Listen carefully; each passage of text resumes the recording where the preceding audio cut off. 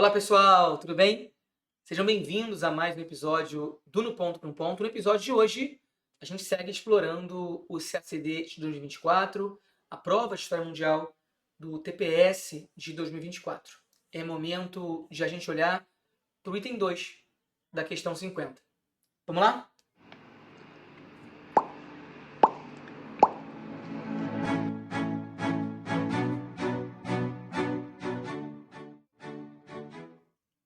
A questão que está na tela é um item subsequente ao item que a gente analisou no encontro anterior, no vídeo anterior. É interessante observar que, embora esse item esteja no mesmo bloco de itens, de assertivas, do item que a gente avaliou no nosso último vídeo, ele trata de um tema, de um ponto bem distinto do edital. E essa é, inclusive, uma característica do SEBRASP nos últimos anos. Diferentemente de outros momentos, outros CACDs, os CACDs dos últimos anos, no que concerne ao TPS, vêm os blocos de questões mesclando muitos pontos distintos do edital. Então, se o concurso, se o item anterior olhou para o ponto 1 do edital, esse item que a gente vai analisar hoje, o item 2 da questão 50, já trabalha mais especificamente o ponto 6 do edital, que é um ponto que olha para as ideias e regimes políticos, então olha para o liberalismo a partir de um viés político, olha para o anarquismo, olha para o socialismo e olha também para o nacionalismo. Esse é um tema, essa é uma ideologia queridinha da banca. A banca do CESP, em particular, e isso antes mesmo de o IADES assumir a aplicação da prova, o CESP já gostava de trabalhar essa ideia dos nacionalismos, a formação, a origem, a relação entre o nacionalismo e o pensamento alemão, que culmina, claro, nos processos de unificação italiana e alemã, que refletem o amadurecimento das ideias nacionalistas no Velho Mundo, em particular ali na Europa Central, na Península Itálica. Então, nacionalismo é tema sempre quente enquanto o SEBRASP estiver à frente da aplicação da prova. E quando a gente fala em nacionalismo, é importante elencar quem são os autores queridinhos da banca, autores que trabalham essa temática do nacionalismo a partir de perspectivas diferentes. Lá no nosso curso regular de História Mundial, eu não gosto de promover debate historiográfico. Não é a minha intenção. Eu não estou formando historiadores. Eu quero formar diplomatas aprovados. Eu quero contribuir para a aprovação de vocês. Então, lá no curso regular, não existe espaço no fluxo do tratamento dos macrotemas para esse debate historiográfico. Eu não estimulo o candidato a perder tanto tempo nesse tipo de debate. Mas como aqui é momento de a gente olhar para os bastidores, vale a pena vocês ficarem de olho nos autores que são recorrentemente instrumentalizados pela banca para trabalhar questões que versam ali, questões que tangenciam essa temática do nacionalismo. Haveria uma santíssima trindade, um triunvirato sagrado para o CACD quando a gente pensa em nacionalismo. E cada um desses autores enfatiza aspectos diferentes no sentido de avaliar esse processo de formação das nações, que começa ali pontualmente no século XVIII, esse processo de formação do Estado Nacional, vai ganhando amplitude, vai ganhando em complexidade ao longo do século XIX. São três os autores fundamentais, essa santíssima trindade, esse triunvirato. De um lado, o Benedict Anderson, que é o grande nome, o grande pai dessa ideia que está refletida no item de hoje, a ideia de comunidade imaginada. O Benedict Anderson traz um viés mais cultural quando pensa o processo de formação dos Estados nacionais, quando pensa o processo de formação das nações em específico.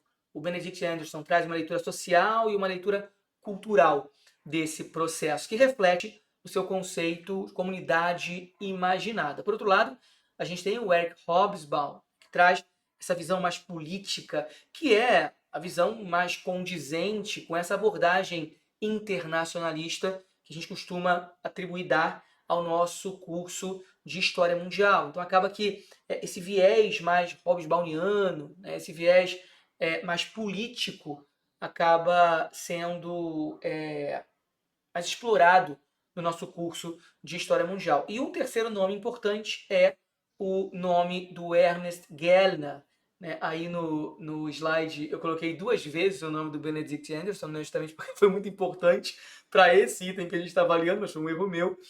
O Ernest Gellner é o terceiro nome, um nome que está mais preocupado em olhar para esse processo de formação das nações a partir de uma perspectiva econômica. Por mais que a banca não tenha, nesse item 2, compartilhado a visão do Hobsbawm e a visão do Gellner, a gente vai dedicar esse vídeo também a olhar para essas duas perspectivas diferentes, porque isso pode também aparecer em outras questões sobre nacionalismo em concursos futuros. Quando a gente olha para essa ideia de comunidade imaginada do Benedict Anderson, a ideia é pensar a nação a partir das contribuições, né, do impacto do iluminismo, a partir das contribuições da Revolução Francesa, a nação como uma construção cultural e também, em algum grau, social. Os membros daquela nação, eles não se conhecem, né, muitas vezes. Mas ainda assim, eles se sentem compatriotas. Por menor que seja o país,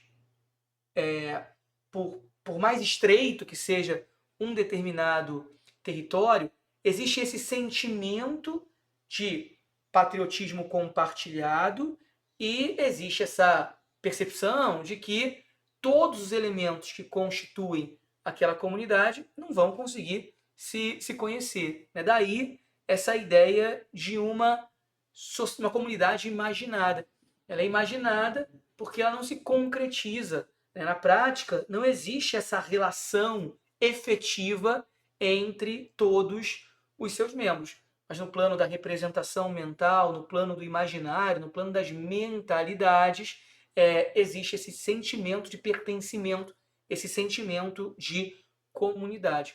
Então, voltando lá para o item em si, e dialogando com as ideias do Anderson, a gente percebe que a nação é algo intrinsecamente limitado, como diz o item. Por que intrinsecamente limitado? Não existe uma pretensão universal, né? Não existe uma pretensão, quando se fala em nacionalismo, de unificar a humanidade, né? De constituir uma cosmonação. Não. Mesmo a maior das nações, uma Rússia, por exemplo, que eu nem diria que é uma nação só, a Rússia ela tem relações internacionais dentro dela, mas uma nação como os Estados Unidos ou o Brasil, essas nações grandonas, elas têm fronteiras estabelecidas. E isso faz com que existam limites culturais e limites políticos entre as nações. Nações são necessariamente limitadas. O nacionalismo e a afirmação dos estados nacionais se faz a partir da demarcação dos limites com outros estados. Então, o nacionalismo pressupõe sempre a existência do outro, o convívio com outras nacionalidades. Volto a dizer, o nacionalismo não tem essa pretensão de unificar a humanidade. Pelo contrário, ela tem a pretensão de gerar coesão em um determinado território, mas marcar uma diferença muito clara entre os diferentes povos, entre as diferentes nações. Da mesma forma que nação, conceito, é algo necessariamente limitado, as nações são também soberanas, porque elas têm, a partir do momento em que se consubstancia o Estado moderno, elas têm limites, territórios definidos, demarcados. Claro que nem sempre foi assim. E o próprio Hobsbawm fala disso, o próprio Benedict Anderson vai falar muito disso também. Os impérios contíguos europeus, eles amalgamavam, né? Amalgamavam as nações. Alguns desses impérios submetiam suas múltiplas nações a uma língua clássica, que era a língua predominante na prática das relações exteriores, por exemplo, mesmo que no cotidiano as pessoas usassem as suas línguas vernáculas. Então havia impérios contíguos europeus que amalgamavam nações. Essa ideia de um Estado, uma nação, ela vai se consolidando ao longo do século XIX, seja por conta do próprio processo de independência ali das antigas colônias de Portugal e Espanha, seja por conta dos acontecimentos na Europa pós-napoleônica, em particular, a unificação da Itália, a unificação da Alemanha e o impacto da Primeira Guerra Mundial sobre o continente europeu, que também é responsável pelo ocaso de alguns impérios contíguos e pela constituição de alguns estados nacionais pontuais. Então, os impérios contíguos europeus amalgamavam nações antes, né? E o Iluminismo e a Revolução Francesa, já no século XVIII, começam a enfraquecer o princípio das legitimidades. A gente fala muito sobre a legitimidade dinástica lá no nosso curso regular de História Mundial. Eles enfraquecem esse direito divino dos reis, problematizam a lógica da legitimidade dinástica, né, fazendo com que no século XIX exista um novo contrato social, né, um contrato nos termos do qual a soberania emana, um contrato que vai ser atualizado ao longo do século XIX, é importante frisar, mas é um contrato a partir do qual a soberania emana cada vez mais da vontade coletiva do povo, em detrimento do direito divino dos reis. Agora eu falo que o Benedict Anderson traz um viés mais cultural no que concerne a promoção do nacionalismo, e ele tem um conceito muito interessante que está aqui na tela. Você pode ver aqui na tela o conceito de print capitalism. A ideia é uma ideia proposta pelo Benedict Anderson na década de 80, quando ele publica seu principal livro, né, que trabalha a comunidade imaginada. E, na verdade, o livro dele é intitulado Comunidades Imaginadas. E a ideia é, pensando essa justificativa cultural para a construção do nacionalismo, que a queda das línguas sagradas, né, antes o latim era uma língua, por exemplo, que unia a elite europeia, o francês, em algum grau, também teve muita relevância como linguagem diplomática, mas a reforma protestante, o capitalismo de imprensa, o que ele chama de capitalismo de imprensa, deram uma parcela de contribuição muito grande para o desenvolvimento dessas nações a partir do compartilhamento de linguagem comum. Os livros impressos em língua vernácula começam a aparecer justamente em decorrência do print capitalism, desse capitalismo de imprensa. As pessoas leem livros, as pessoas leem jornais na mesma língua, né? Elas não se conhecem, de novo, essa alusão ao caráter imaginado dessa comunidade, elas não se conhecem, mas se reconhecem ao partilharem essa língua comum. Ao partilhar uma língua comum, elas compartilham ali, grosso modo, um mesmo tempo e espaço, que é inventado na visão do Benedict Anderson para garantir, dentre outras coisas, a escala de um mercado de livros, a escala de uma imprensa que vinha se difundindo desde o início do mundo moderno. Então, a língua nacional, ela escala uma indústria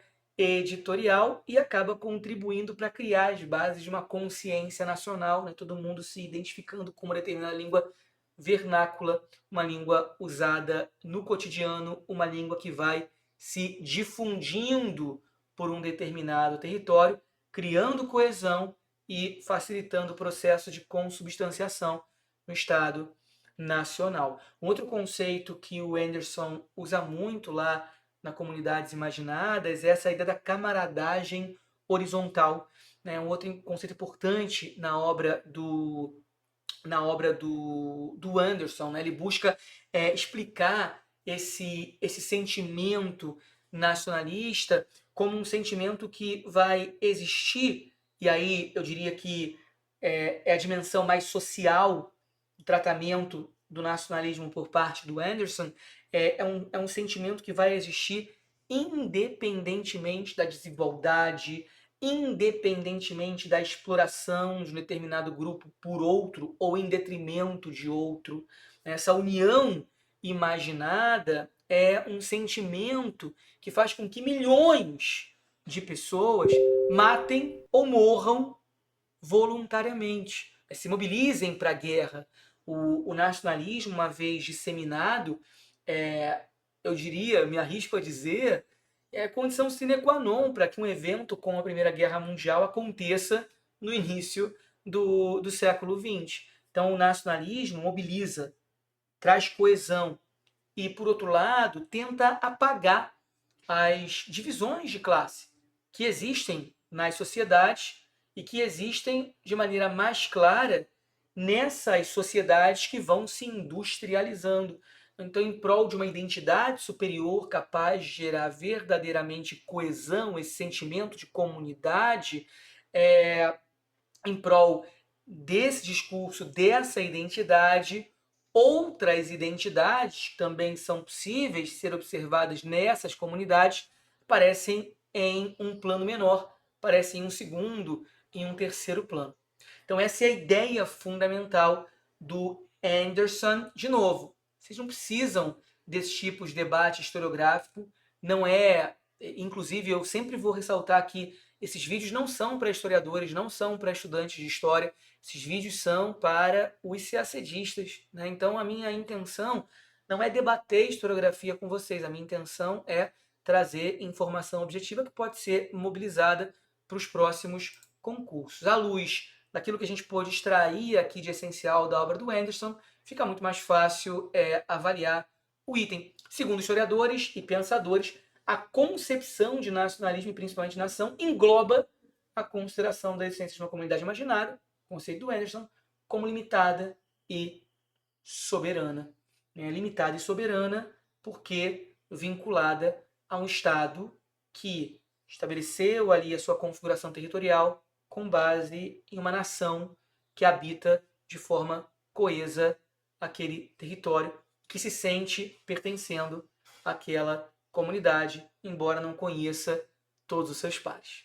Para além dessa leitura do Benedict Anderson, existem outras leituras possíveis, outros autores importantes que eu acho que inclusive são mais pertinentes se a gente pegar o histórico da banca. A banca trouxe para o concurso 2024 um olhar diferente, mas o Hobsbawm, por exemplo, trabalha com aquela ideia tão recorrente nos nossos cursos, eu falo muito sobre isso no curso de História, a ideia de nacionalismo como uma invenção, uma tradição inventada. A percepção do Hobsbawm de que o nacionalismo é, em essência, um fenômeno dual. Por que um fenômeno dual? Porque ele vem de cima, é um movimento essencialmente de cima para baixo, né? É um movimento produzido e promovido pelo Estado, mas ele precisa encontrar algum tipo de reflexo, né? Ele precisa encontrar algum eco embaixo.